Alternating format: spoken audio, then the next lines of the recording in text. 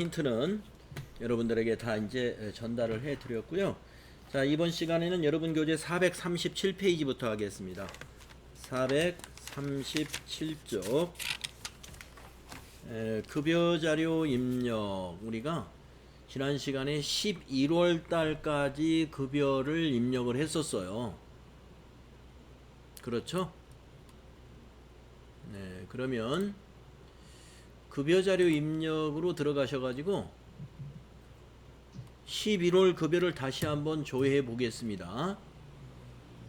귀속연월 11월 1번 급여로 했을 때 김현철, 노현주, 이진섭. 네, 입력이 되어 있죠.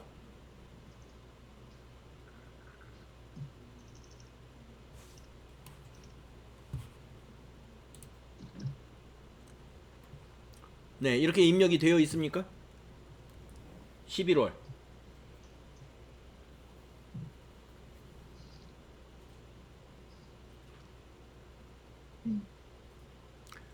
우리가 11월까지 입력을 해놨죠? 네. 네, 네, 그러면 이제 12월 입력을 하겠습니다. 자, 여기 귀속연월 12월로 바꿔주시고요. 구분을 급여 더하기 상여로 해주세요. 급여 더하기 상여. 그러면 전월 데이터를 복사하시겠습니까? 해서 복사 후 재계산하겠습니다. 네, 전체 사원 여기 체크해 주시고 확인. 자, 그리고 나서 상여를 입력해 주면 되겠어요.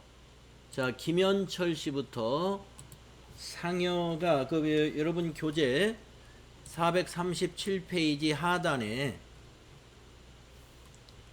있는 이 부분을 보고 우리가 이제 입력을 하시면 되겠습니다. 그래서 입력하자면은 선생님 죄송한데 불러오기가 네, 물어보는 게 안 나왔어요. 12월 해서 급여 상여까지 하고 엔터 쳤는데 네. 물어보는 게 없이 그냥 김현철, 이진섭, 노현주 씨 나와 있는데 기본급이나 상여 이런 게 안 뜨네요. 11월 거는 입력이 되어 있나요? 네,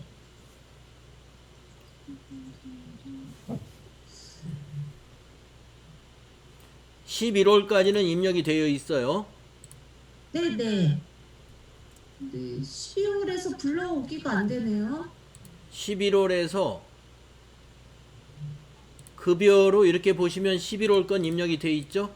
네, 네, 그런 다음에 12월을 선택하고 구분을 2번에 있는 급여 더하기 상여. 그러면 네. 이미 복사가 한 번 된 적이 있나 봐요.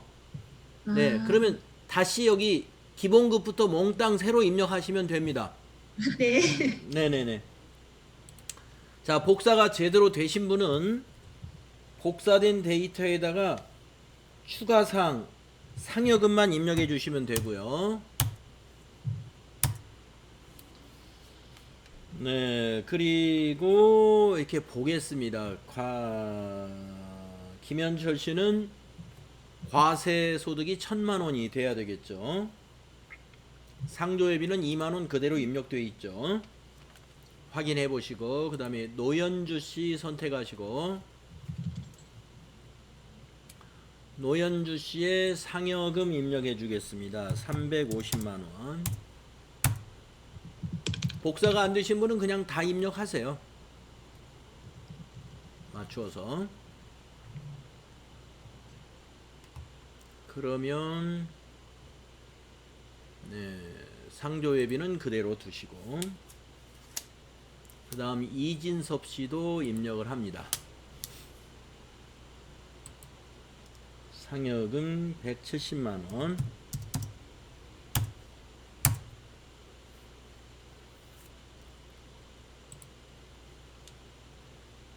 다른 급여는 그대로죠.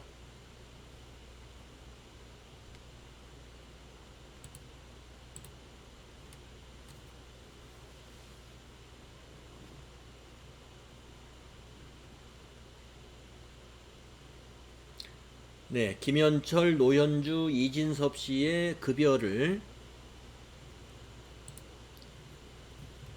여기에 맞추어서 이대로 입력해 주시면 되겠습니다. 공제까지.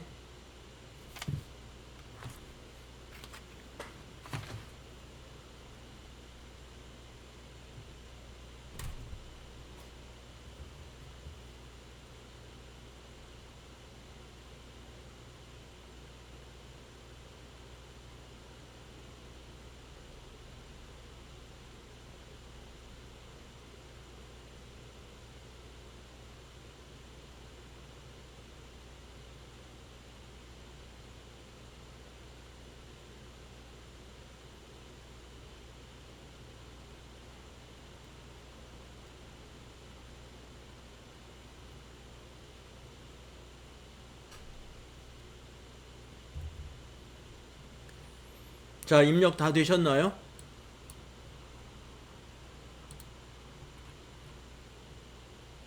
다 끝나셨어요?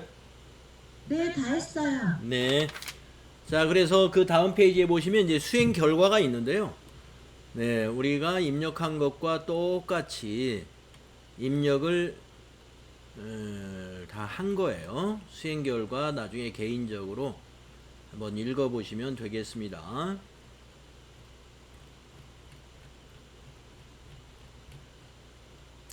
자, 그러면 다음엔 440페이지 밑에 있는 원천징수 이행상황 신고서. 자, 원천징수 이행상황 신고서라는 건 무엇이냐면은 우리가 매월 급여를 지급하고 원천징수를 했단 말이죠. 그것을 세무서에 신고해야 됩니다. 그때 이 원천징수 이행상황 신고서를 제출하게 되죠.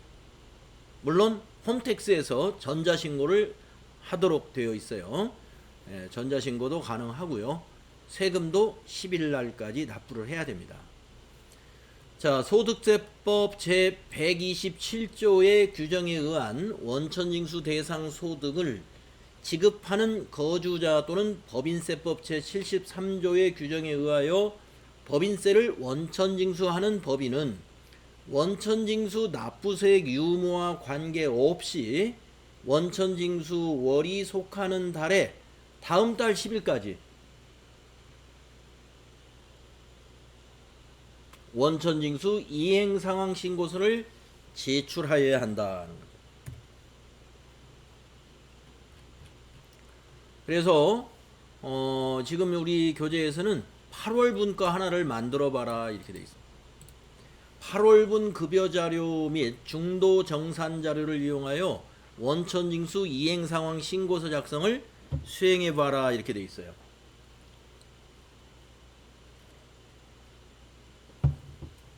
8월에는요 우리가 중도 퇴사자가 한 명 있었었죠.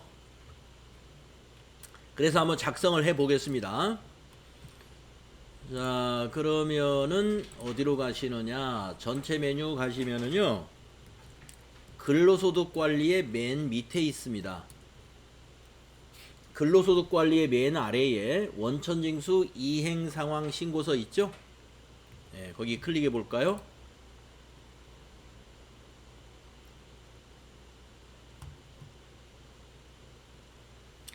네, 클릭해 보시면 귀속기간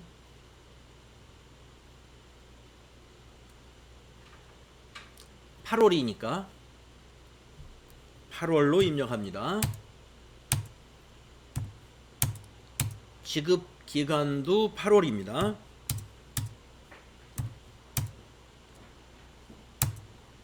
정기신고에서 엔터 하시면은 이와 같이 작성이 되죠.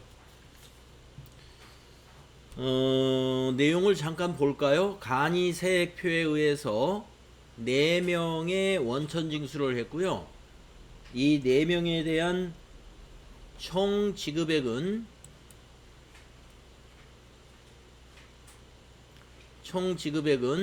1,400만원, 그리고 소득세가 193,320원이 있었고요. 중도 퇴사자가 한 명이 있었는데 중도 퇴사자의 총 지급액 퇴사자 정산을 한 겁니다.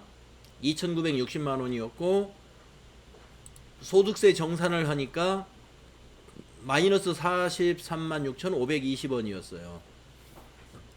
그러면은 납부해야 될 소득세에서 환급받아야 될 소득세를 차가감하면은 24만 6,200원을 환급받아야 된다라는 내역입니다.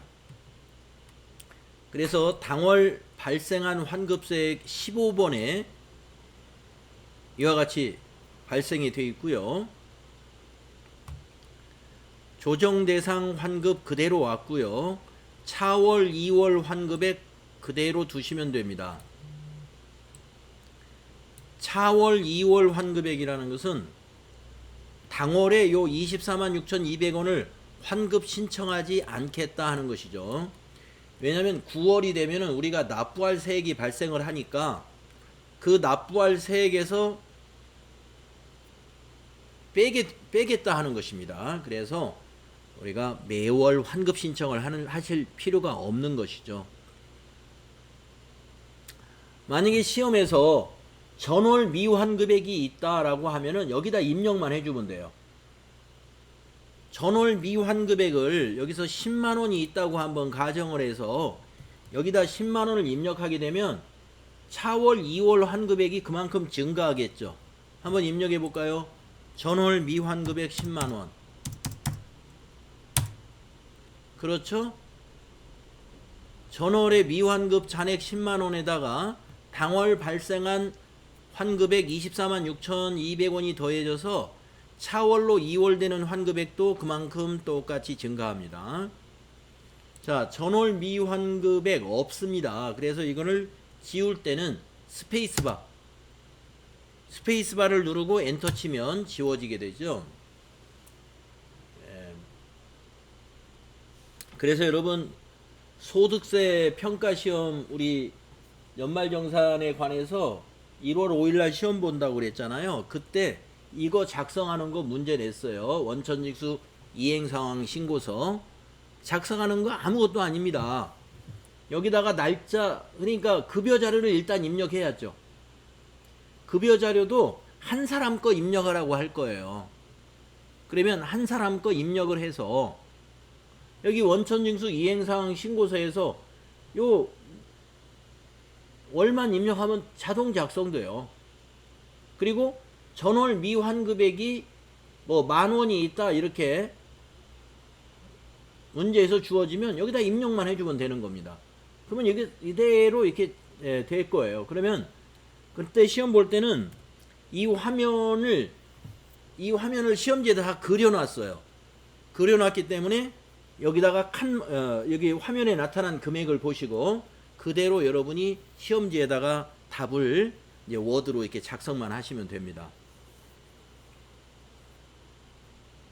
작성하는 건 아주 쉽죠. 그러니까 원천징수 이행사항 신고서는 이렇게 닫으면서 저장을 하거나 아니면 위에 저장 단추를 눌러놓으면 저장이 됩니다. 그래서 다시 정리하면은 원천징수 이행상황 신고서는 급여 자료를 입력하고 나서 다음 달 10일까지 관할 세무서에 납부할 세액을 납부하기 위해서 또는 납부할 세액이 없다 하더라도 신고해야 된다 그랬죠. 납부할 세액 유무에 관계없이 원천징수를 했으면 신고한다 하는 거예요. 공제액이 있어도 그러니까 환급받아야 될 것이 있더라도 신고한다. 납부 유무와 관계없이. 그래서 급여자료 입력하고 나서 원천징수 이행사항 신고서 작성하시면 되겠습니다.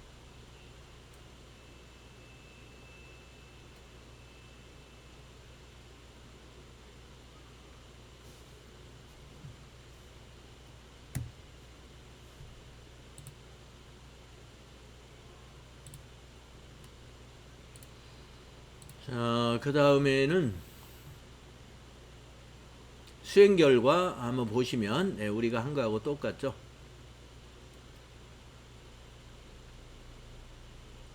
수행 팁을 한번 읽어볼까요? 총 지급액란은 소득세법 시행령 제214조 제1항 2호의 3에 해당하는 금액을 제외하여야 한다. 그것이 뭐냐면 비과세 10대하고 자가운전 보조금 등과 같은 비과세가 빠진다 하는 얘기죠.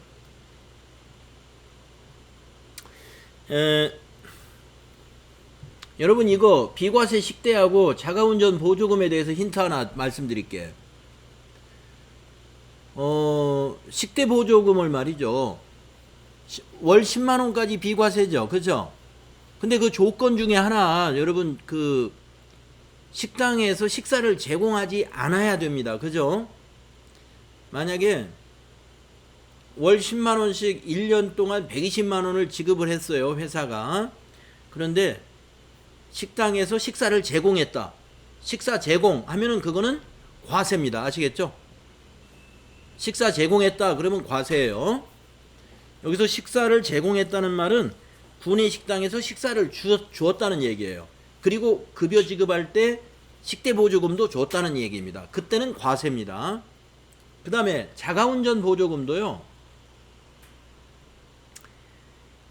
여비를 지급하고 또 월정액으로 자가운전 보조금도 준다. 그건 과세입니다. 자기 차로 회사 업무를 봤는데 자가운전 보조금 월급 받을 때 받고 그리고 회사에서 여비로 또 실비로 여비를 받았어요. 그러면 이중으로 받는 거잖아요. 그것은 과세예요. 그것이 아니라 월별로 받는 자가운전 보조금은 실비 보전 차원에서 주는 거다.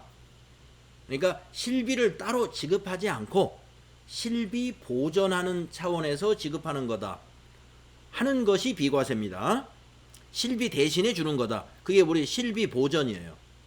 실비 보전 하면은 실비 안 주고 자가운전 보조금으로 대신한다 이 뜻입니다. 예, 그런데 여비 교통비를 따로 지급하고 있다라고 하면은 그건 이중으로 준다는 뜻이에요. 여비 교통비를 실비 차원으로 주고 비용 처리해 주고 또 월급으로 또 준다. 그것은 이중으로 주는 거니까 그건 과세라는 것이죠. 그래서 이제 시험 문제라는 것은 우리 이제 여러분에게 그런 부분들을 이렇게 그 실수를 범할 수 있는 그런 여지가 있게끔 문제를 이렇게 내주는 거니까요. 우리가 식대 보조금 했을 때 여러분이 체크해야 될 거, 식사를 별도로 제공하냐 이거 체크해야 돼요. 제공한다 그러면 과세, 제공 안 한다 아무 말이 없거나 제공을 안 하면 비과세. 또 자가운전 보조금도 별도로 여비교통비를 주고 있나 그거 봐야 돼요. 별도로 여비교통비 준다는 말이 없고 실비 보전이다 라고 하면은 이 실비 대신에 자가운전 보조금을 준다는 거구나 이렇게 이해하셔야 됩니다. 중도 퇴사자 자료가 원천징수 이행사항 신고서에 반영되지 않은 경우 연말정산 근로소득 원천징수 영수증 메뉴 상단부에 중도를 클릭하여 중도 퇴사자를 불러와 연말정산 프로세스를 진행하면 원천징수 이행사항 신고서의 정산 내역에 반영이 된다 하는 거죠. 우리는 8월 급여 입력할 때 이미 중도 퇴사자 성동일 씨인가요?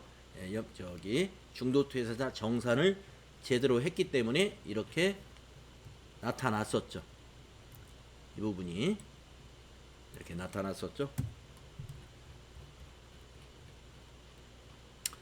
자, 이번에는 이제 일용직 사원의 사원 등록과 급여 자료 입력을 한번 실습해 보도록 하겠습니다.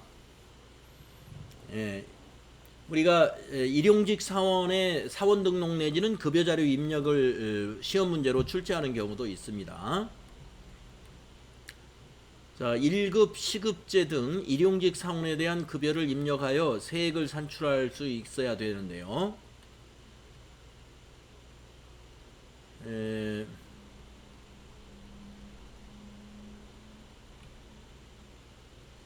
일용직 사원에 그 코드를 만들어야 된다 하는 얘기입니다. 코드. 또 부서 등록이 선행되어야 한다. 부서는 생략이 가능하더라고요. 부서는. 그다음에 급여 형태. 시급직인지 1급직인지 우리가 사원 등록할 때 이걸 정합니다. 그 다음에 일용직 급여 자료를 입력할 때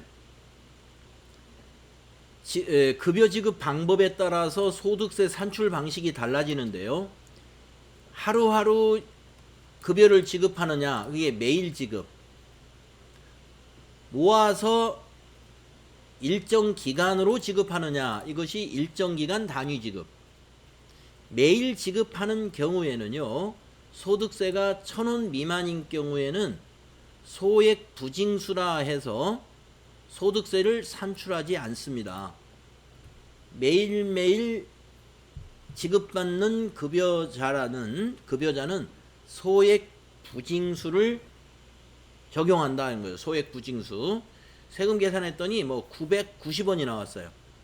세금을 징수하지 않아요. 원천 징수 안 해도 돼요. 그런데 일정 기간 단위의 지급에서는요, 소액 부징수가 적용되지 않아요. 1,000원 미만의 세금이라도 소득세를 산출하고 원천 징수도 이루어지는 거죠.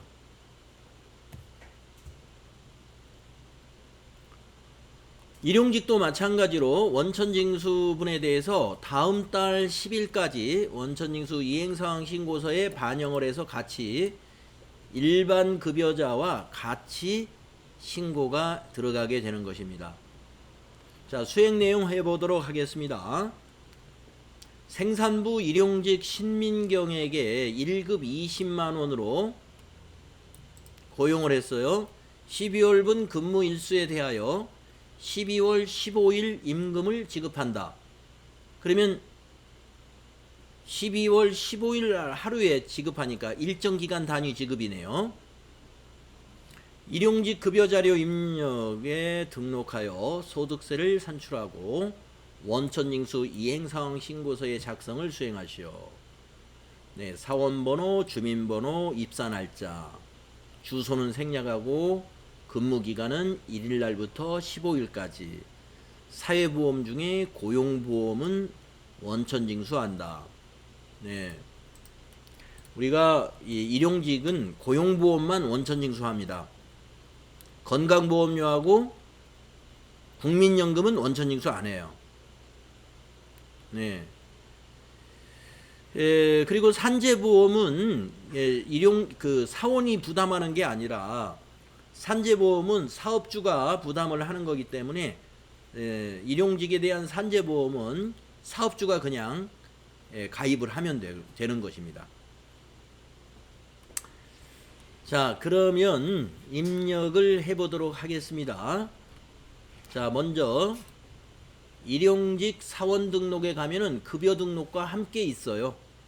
여기 일용직 사원 등록 클릭해 볼까요?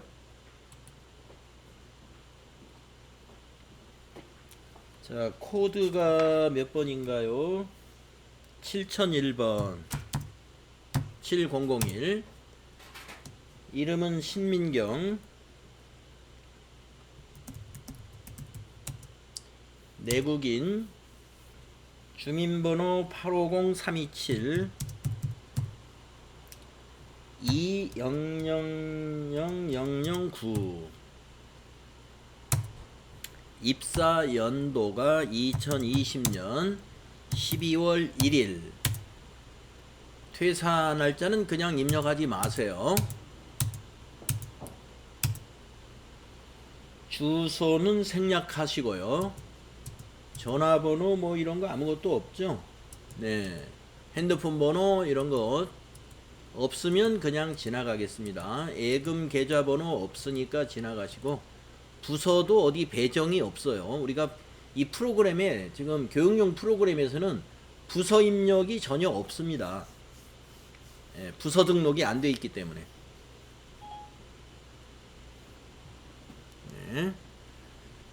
그리고 윗부분은 그럼 다 됐나요? 네, 밑으로 내려와서 급여사항. 자, 급여 지급 방법을 0번이 아니라 여기 클릭해 보시면 일정 기간 지급이라고 있어요. 1번 선택해 주시고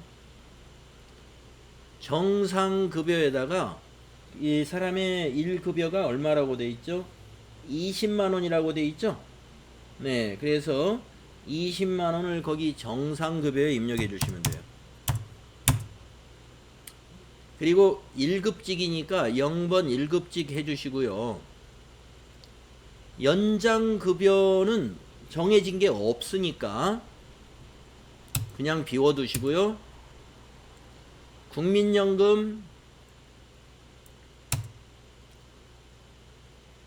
비워두시고, 예, 다 비워두시면 되는데 밑에 고용보험 요율 몇 퍼센트라는 말 없죠? 예, 현재 0.8%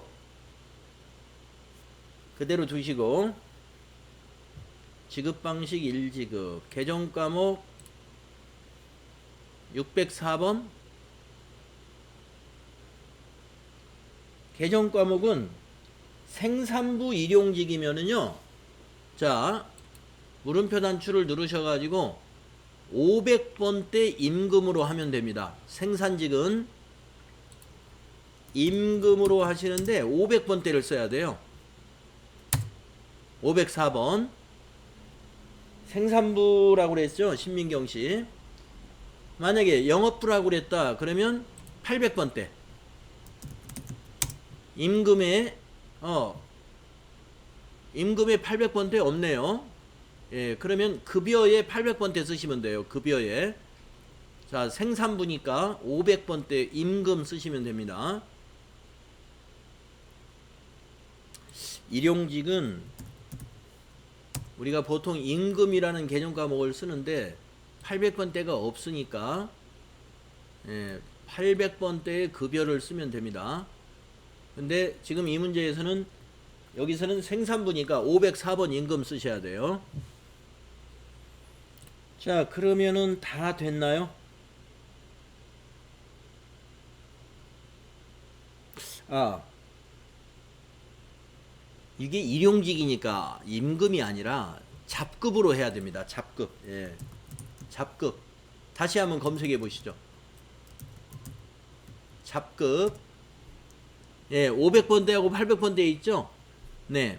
자, 임금이 아니고 임금은 생산직의 일반 근로자입니다. 임금은 생산직의 일반 근로자. 자, 일용직 근로자는 개정 과목을 잡급으로 해주세요.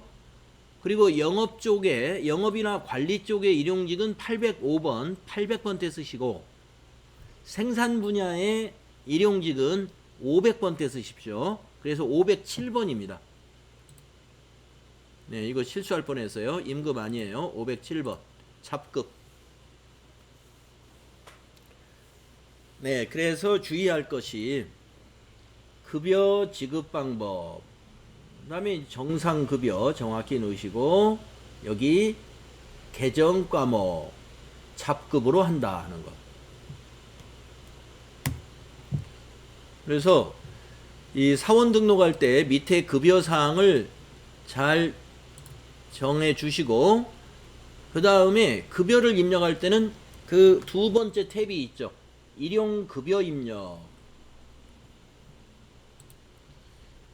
자, 급여 입력에 가셔서 지금 12월 급여를 입력을 해야 됩니다. 그러면 여기 12월 선택해 주시고, 지급 날짜는 12월로 해줍니다. 지급 날짜도. 자, 부서가 없으니까 엔터로 그냥 지나가시면 신민경씨 나타납니다. 예, 7001번 신민경씨 나타나면은 근무한 날짜가 1일날부터 15일까지 15일간 일을 했다 그랬거든요.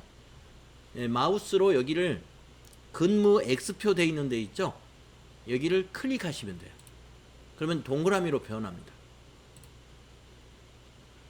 15일까지 다 클릭해 주시면 됩니다.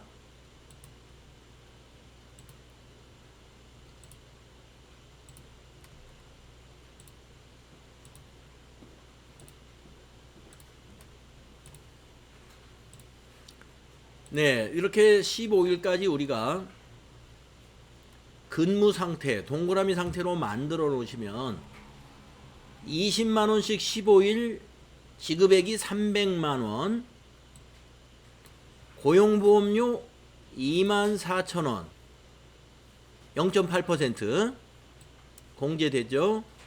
소득세 2250원, 지방소득세 1950원.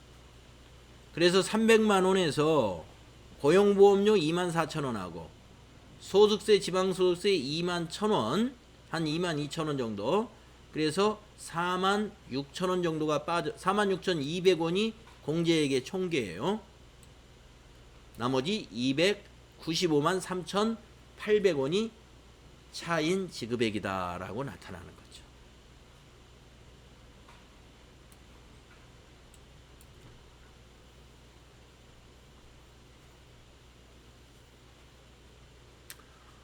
네, 그래서 우리가 일용직 근로자의 사원 등록 그리고 급여자료 입력은 이 한 화면에서 다 할 수 있습니다.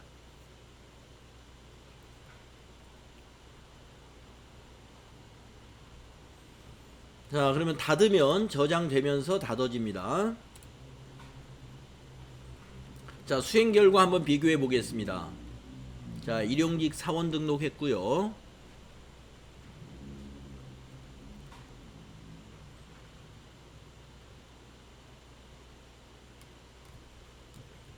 네, 잡급으로 했죠. 네. 급여자료 입력 탭을 눌러서 이와 같이 동그라미로 했고요. 만약에 근무한 날이 잘못 표시됐더라 그러면 다시 그 자리를 클릭하면 동그라미는 X로 변합니다. 원천징수 이행사항 신고서를 한번 만들어 볼까요? 12월 거. 네. 자, 그러면 원천징수 이행사항 신고서 다시 클릭하시고 귀속기간 12월, 지급기간 12월, 정기신고에서 엔터 하시게 되면은 우리가 그 12월달 일반 근로자 간이세액표에 의해서 3명 총지급액 2,050만원 나오고요. 그 다음에 일용근로자 1명에 300만원. 그래서 같이 이러같이 소득세가 90만 330원.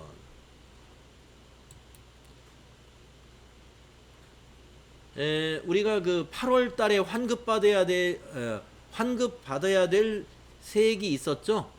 그래서 90만 원에서 24만 여기에 자동으로 들어갑니다. 그래서 이걸 공제하니까 이번 달에 납부해야 될 세액은 65만 4,130원만 납부하면 된다는 거죠.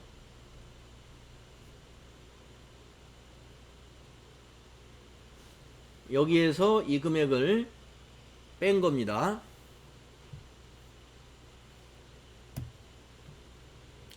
자, 이와 같이 작성을 하게 됩니다. 자, 위에 저장 단추 누르고 예해서 닫아 주시면 되겠습니다.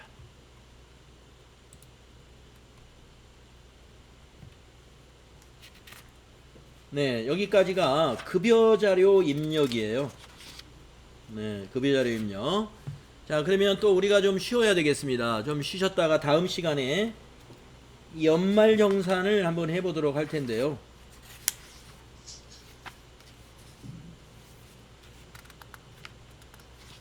네, 다음 시간에 이제 매년 2월 달에 하는 연말정산에 대한 실습을 해보도록 하겠습니다. 자, 지금 5시 3분이에요. 그래서 5시 15분에 마지막 4교시 하도록 하겠습니다. 15분에 들어오시면 되겠습니다. 네. 네.